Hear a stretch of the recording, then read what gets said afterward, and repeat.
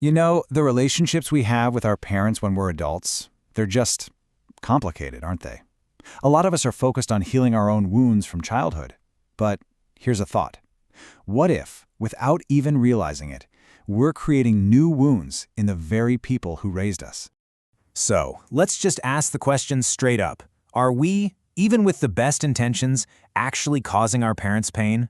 Now, this isn't about blame or pointing fingers. It's really about exploring those emotional blind spots that can lead to some deep, and I mean deep, misunderstandings.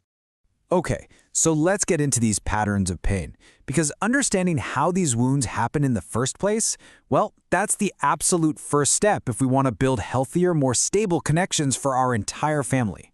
First up is a really modern problem: weaponizing therapy speak. Look, it's amazing that we have all this language now to talk about our feelings and psychology. That's a good thing, but there's a dark side.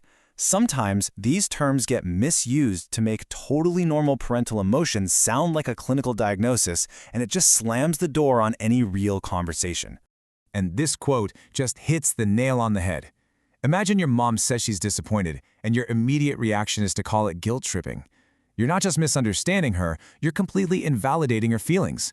And over time, that teaches a parent that it's just not safe to be honest with you.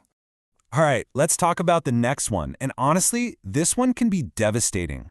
It's withholding grandchildren as a form of leverage.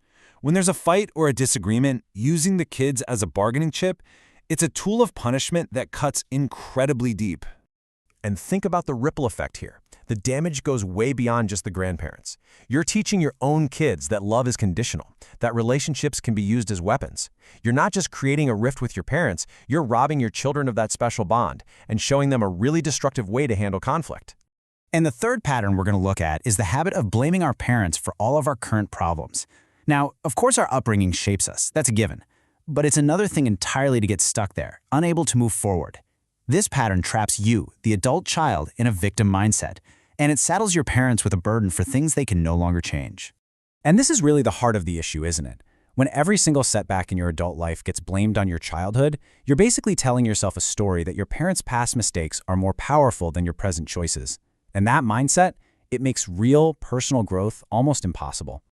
Okay, so we've looked at these individual wounds. Now I want you to zoom out with me for a second and look at the family's root system. This is where we start to see the bigger, interconnected picture of it all.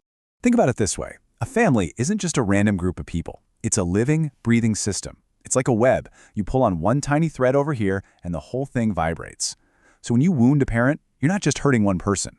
You're creating a blockage, a kink in the hose that disrupts the flow of love and energy throughout the entire family.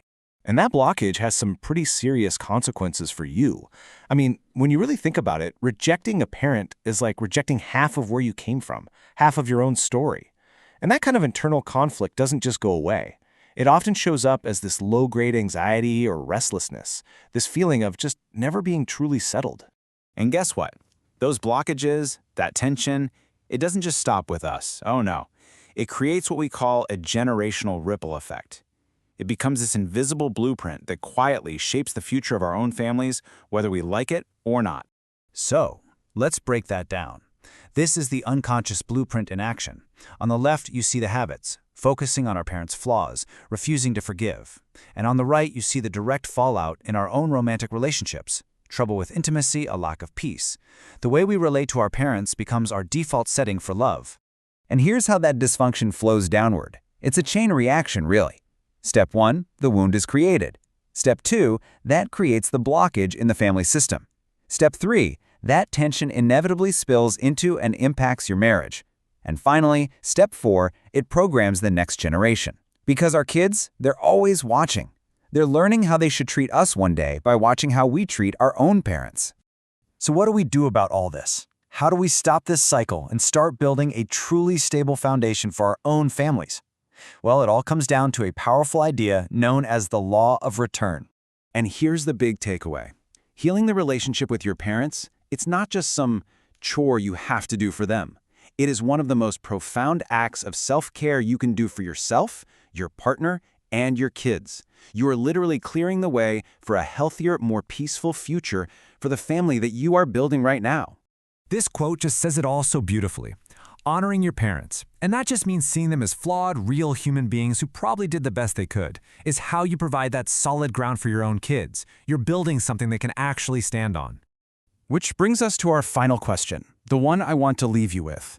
All of this matters because the way we handle these relationships defines the legacy we pass on. So just take a second and really ask yourself, what foundation are you building?